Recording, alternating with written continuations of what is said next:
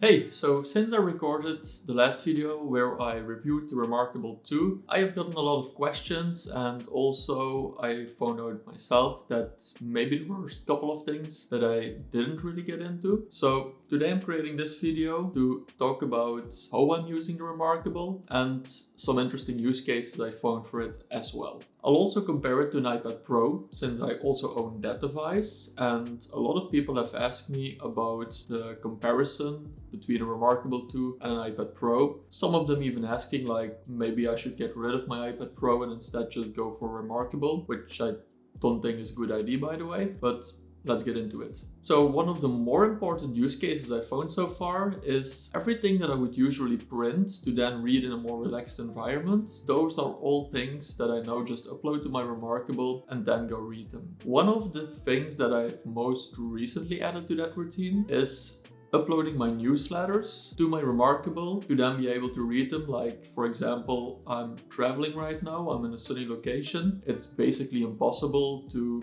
comfortably read a newsletter on my iPhone or on my iPad outdoors. So I just upload it to my Remarkable and I just take out my Remarkable and go read it outside. As far as the note-taking goes on Remarkable, that's a little bit more complicated. After using this device for almost a year now, I found that if these are notes that I just need to use that day, so for example my to-do list will go into my Remarkable. Also any notes that I'm taking that I know that I will be processing at the end of the day and put them in like other systems that I'm using, like my CRM system HubSpot, those will also go into the Remarkable. But if I have any notes where I think I might need to want to browse them later, then usually I still use a paper notebook like a Moleskine, which are my favorites, because I think browsing notes on the Remarkable is a little bit more complicated, a little bit more difficult, because you don't really have a fast refresh rate since it's e-ink. So it usually takes like 1 second, maybe a little bit less than 1 second to refresh a page. In that time, I can go through a lot of pages in my Moleskine notebook, for example. But in Remarkable, I find it a little bit cumbersome. So if the notes are used the same day, they go in Remarkable. If the notes are there to be browsed later, they go into my classic Moleskine notebook. One of the things that I also mentioned in the previous video is using the Chrome plugin to upload blog posts in a very easy way to your Remarkable. So in the past, when I came across a blog post during the day, I would usually go away from work for a little bit, read that blog post, and then get back to work, which isn't the best way to be productive during the day. So no, with the Chrome plugin that I have, I just upload them to the Remarkable, and then in the evening when I'm winding down, I can use the Remarkable, which is very easy on the eyes because it's e-ink, and I can use the Remarkable to then read those blog posts that I've added to it that day. I still think this is a very interesting use case. Then of course, reading books on it. So for the books, it's a little bit more difficult because you can't upload all books on there. But if you can upload the books on there, it's a very interesting device to read your books on. It's also very easy while you're traveling. For example, over the last year, most of the time when I'm on a flight, I'm usually reading something on my Remarkable, because it's just very easy to have different books at hand, and it's also a nice form factor to actually read in a plane. And then one of the last use cases I specifically like to use Remarkable for is when I'm working on marketing strategies. I'll just usually take my Remarkable, go sit somewhere and be really focused on the ideas I have, and try taking notes, making sketches around those ideas to really come up with like a decent marketing strategy. I love the Remarkable for this because it's a very distraction-free device, whereas usually when I'm working on strategy, let's say on my laptop or on my iPad, I have the tendency to like go online, see how other companies are doing their strategies, use that as an excuse to be browsing the internet instead of actually like thinking about what you should be doing at that point. So I think Remarkable is a very interesting device there to be able to do some strategy work, or also, as I mentioned in the last video, to review documents on the Remarkable, take notes on there. These days you can also use the marker on the Remarkable. The Remarkable itself is black and white, or at least grayscale, but they added a feature whereas you can use different colors to mark your notes, and these colors, like obviously they wouldn't be in color on the Remarkable itself, but they will be in color as soon as you upload them to your computer or when they get automatically synced. And in general, one of the things that I really would like to highlight is how nice the device is to use in a bright sun or just before bedtime, because it's basically e-ink. So this makes that it's a very easy to use device in those conditions in comparison to, for example, an iPad. Now, speaking about the iPad, this is a 12-inch iPad Pro. A lot of people also ask about how does the iPad Pro compare to a Remarkable, which of the two devices should I choose? And I think it's a pretty interesting question, but it doesn't really have an easy answer. Essentially, everything that you can do on a Remarkable 2, you can also do this on your iPad Pro. It's just the way that you can do these things on iPad Pro are like totally different, and I think the screen will have a lot to do with it. Take for example, taking notes. On an iPad, you don't really have like this paper-like feel like you have on a Remarkable, but an iPad, for example, will make your writing more beautiful because they use some AI in the background to really make your writing more beautiful on the screen, basically. I think the most important difference here between a Remarkable and an iPad is still that the Remarkable is a distraction-free device, something Remarkable tries to highlight as often as possible, and for good reason. Because when I'm working on my iPad, it's very easy for me to get distracted, whereas if I'm working on my Remarkable, then usually I can stay focused on the task at hand,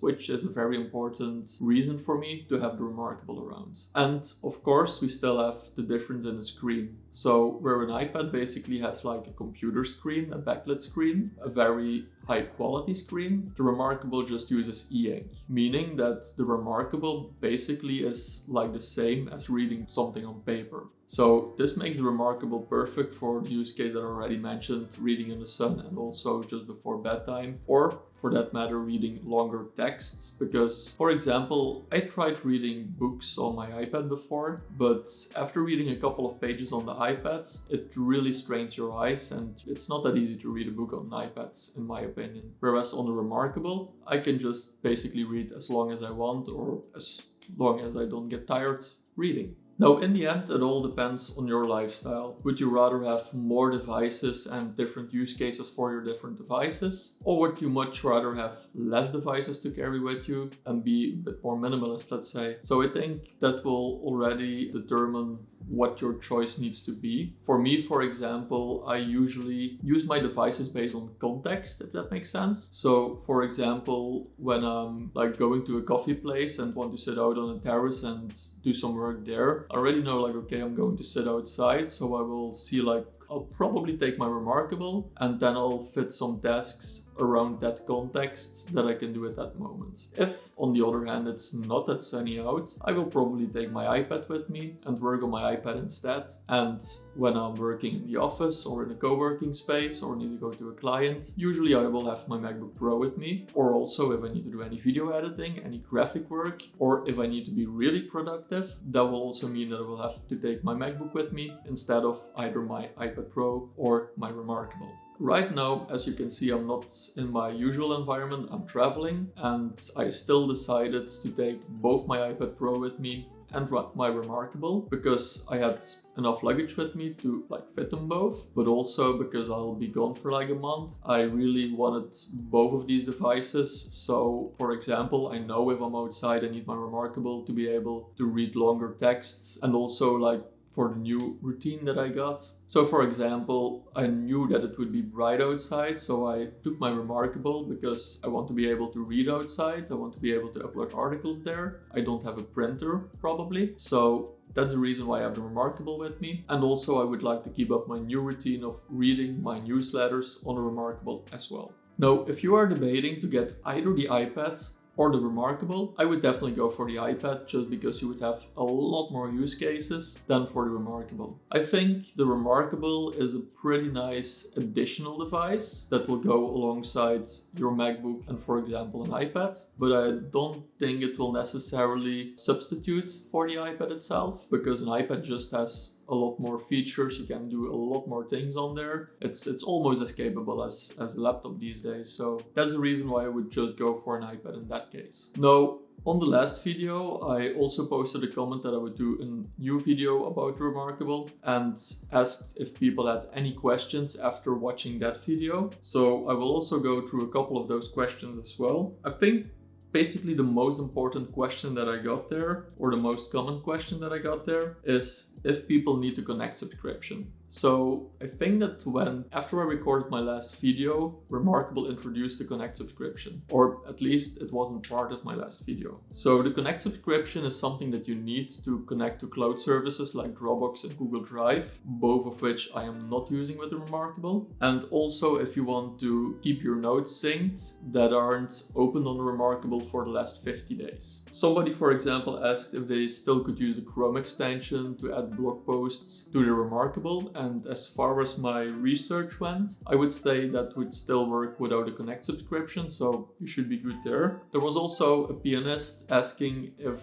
they could use the device to like practice piano. There I think it's not that great of a device because it's not fast enough to switch pages, which they mentioned was something that's very important to them. So for the use cases where you really need to be able to browse through your notes quickly, I would recommend the Remarkable. And last but not least, there was also someone asking about the ebook experience. And as I mentioned before, I think the Remarkable is a remarkable device for reading ebooks because it's, as far as I know, also a little bit bigger than a Kindle. I have to note there that I never owned a Kindle myself, but the devices, the Kindles that I saw were definitely a bit smaller. So I really like the form factor of the Remarkable there to read my books. And I think especially when you're traveling, it's very interesting to have a lot of books with you in like a very small form factor, but still big enough to comfortably read a book. So I hope this video was useful, was interesting to you, and I'll see you in the next one.